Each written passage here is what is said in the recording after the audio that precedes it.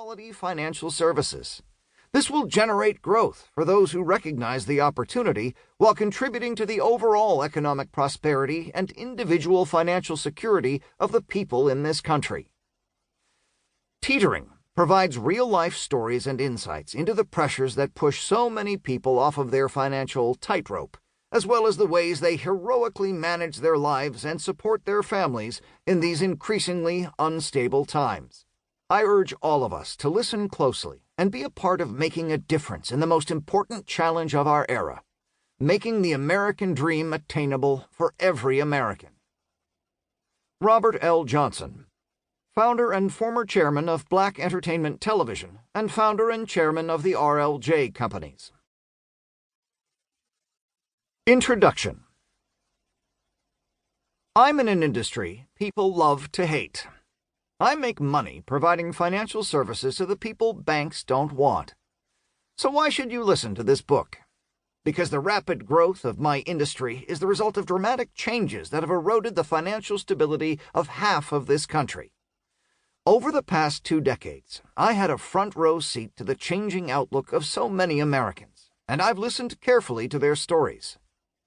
Anyone concerned about the economic problems facing this country needs to hear these stories to understand why so many Americans are struggling and why they so often make what seems like poor financial decisions. It probably won't be what you think. The aha moment in the bank lobby. Go ahead. Hate my industry. I'm not all that fond of it myself. I certainly never thought I'd end up in such a controversial business. I was raised in Palo Alto, California, a child of the 60s and 70s, by Stanford professor parents. I studied math at college, worked as a software designer, then earned my MBA from the University of Chicago.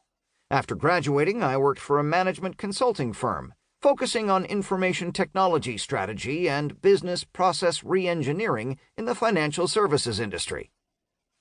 I never had excessive worries about money. I expected that savings would naturally build as I rose in my career, and my earnings kept pace.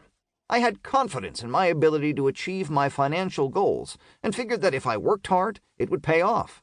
Isn't that how it works for everyone? I'm embarrassed to admit that early in my adult life, I never gave any real thought to those who might be struggling with their finances, or to those who had been pushed out of the traditional banking system. People who weren't like me weren't on my radar. Until one day, they were. It was the mid-1990s, and I was working on a consulting engagement at a large bank to improve branch productivity. The goal of the engagement? Accomplish more with the same or fewer staff. As I met with different branch employees, a term came across their lips that puzzled me. Lobby trash. Lobby trash? I didn't see any papers strewn about. The floor was clean. So were the windows. It was a perfectly ordinary scene of an utterly unremarkable bank lobby, with people waiting patiently in orderly lines. So I asked, "Where is this lobby trash?" The branch manager pointed to one of the lines. The people in that line, she explained, were a drain on the bank's time and attention. They were there to cash checks written to them by the bank's customers.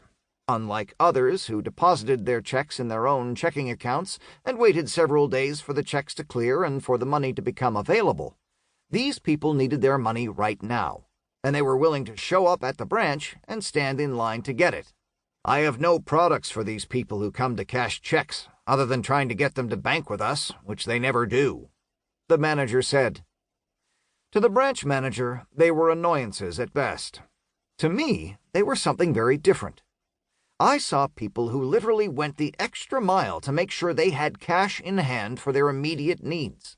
I saw people who braved an unwelcoming space to get cash a day or two sooner. I saw a handful of people who likely represented a lot more people who faced disdain from the financial services establishment. As I watched the line in the lobby slowly inch forward, I wondered what it would take to design a better way to serve people who were pushed outside the mainstream of financial services. This was before the advent of smartphones. The notion of a bank in your pocket was science fiction. I can't claim that I figured that out on the spot, but I did realize that one success factor for a new type of financial service was right in front of me: an unmet need. At the time, I had